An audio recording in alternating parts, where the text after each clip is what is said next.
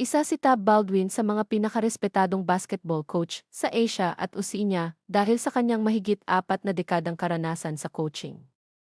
Ipinanganak noong may 16 na, 1958 sa Jacksonville, Florida, si Thomas Anthony Tabdi. Baldwin ay nagtapos ng accountancy sa University of Notre Dame bago tuluyang tahakin ang mundo ng basketball coaching.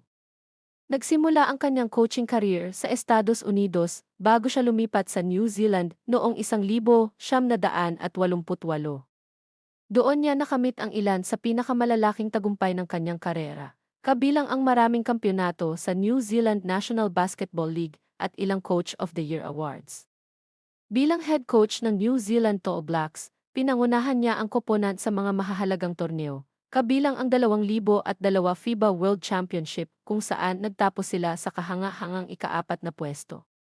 Nagkaroon din siya ng pagkakataong mamuno sa iba't ibang national teams tulad ng Malaysia, Lebanon at Jordan habang nag-coach din sa ilang professional clubs sa iba't ibang bansa.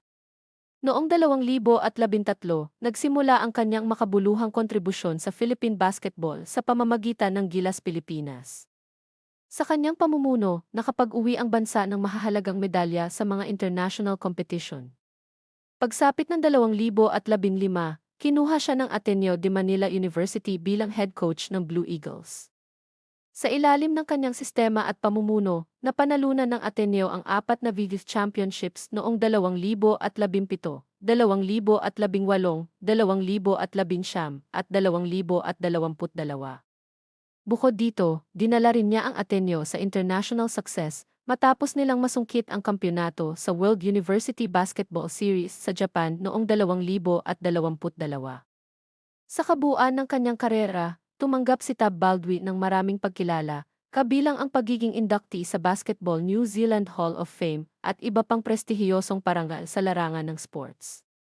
Para sa marami, hindi lamang siya isang mahusay na coach, kundi isa ring mentor na nakatulong sa paghubog ng maraming atleta sa loob at labas ng basketball court. Kayo, sa tingin niyo ba ay isa si Tab Baldwin sa pinakamagagaling na coach na nagkaroon ng Philippine basketball?